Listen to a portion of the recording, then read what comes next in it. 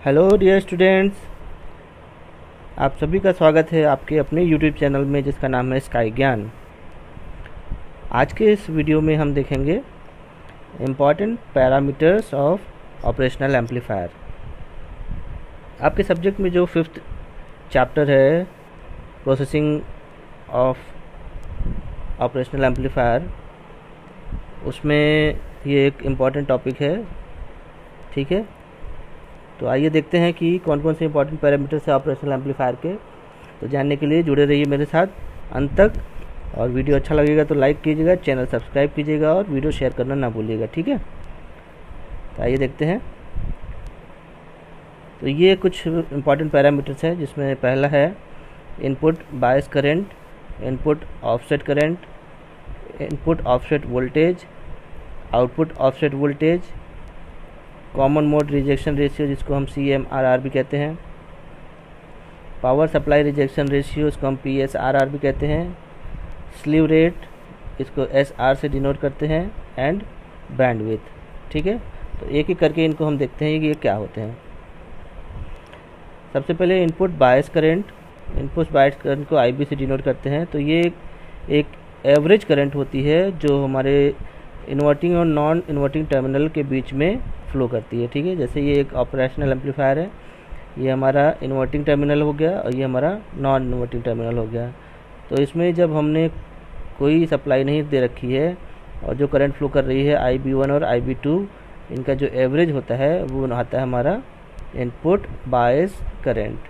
ठीक है, input offset current क्या होता है?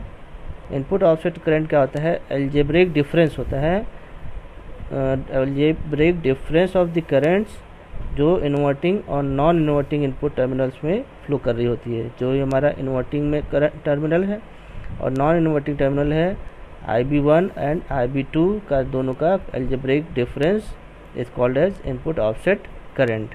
ठीक है, and that should be zero. Ideally इसकी वैल्यू ज़ीरो होनी चाहिए, लेकिन ये ऐसा होता नहीं है। ठीक है, सिमिलरली इनपुट ऑफसेट वोल्टेज क्या होता है? ये क्या होता है? Voltage between these two terminals even the input signals are zero. अगर हमने V1 और V2 ज़ीरो रखा है, उसके बावजूद जो आउटपुट हमारा होता है वो ज़ीरो नहीं आता है। तो ये जो ज़ीरो ना आकर जो वोल्टेज आ रहा होता है, इसी को हम बोलते हैं इनपुट ऑफसेट वोल्टेज। ठीक है, आइडियली इनपुट ऑफसेट वोल्टेज भी हमारा ज़ीरो होना चाहिए, लेकिन ऐसा नहीं होता है। ठीक है, output offset voltage, output offset voltage में क्या होता है? अगर V1 और V2 ज़ीरो होता है तो आउटपुट ज़ीरो होना चाहिए। ठीक है, लेकिन आउटपुट ज़ीरो ना आकर कोई ना कोई उसकी वैल्यू आ रही होती है, आउटपुट में कुछ ना कुछ वोल्टेज आ रहा होता है, तो उस वोल्टेज को हम आउटपुट ऑफसेट वोल्टेज बोलते हैं।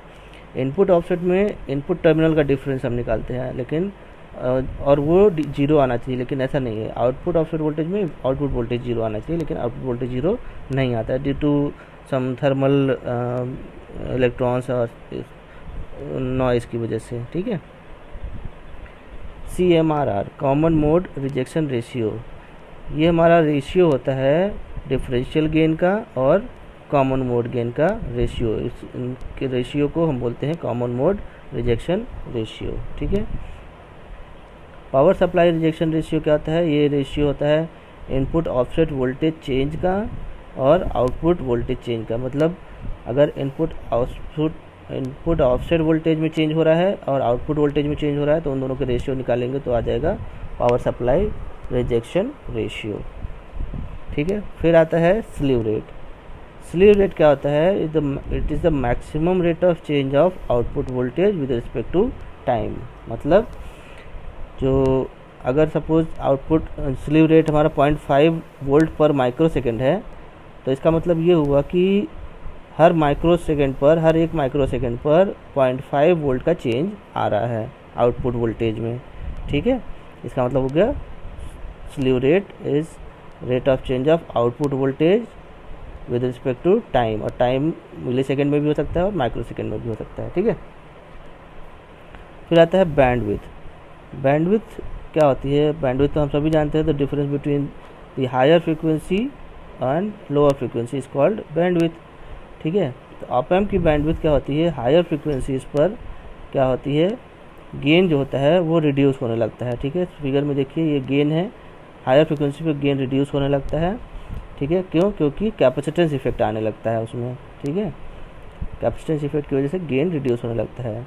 तो जो बैंडविड्थ होती है वो एक लिमिट तक ही इसमें होती है। ठीक है, तो ये हमारे कुछ पैरामीटर्स थे ऑपरेशनल एम्पलीफायर के जो बहुत ही इम्पॉर्टेंट है। तो आपको अगर ये पॉइंट समझ में आए हो और ना समझ में आए हो तो कमेंट करके मुझसे पूछ सकते हैं। ठीक है, थैंक यू।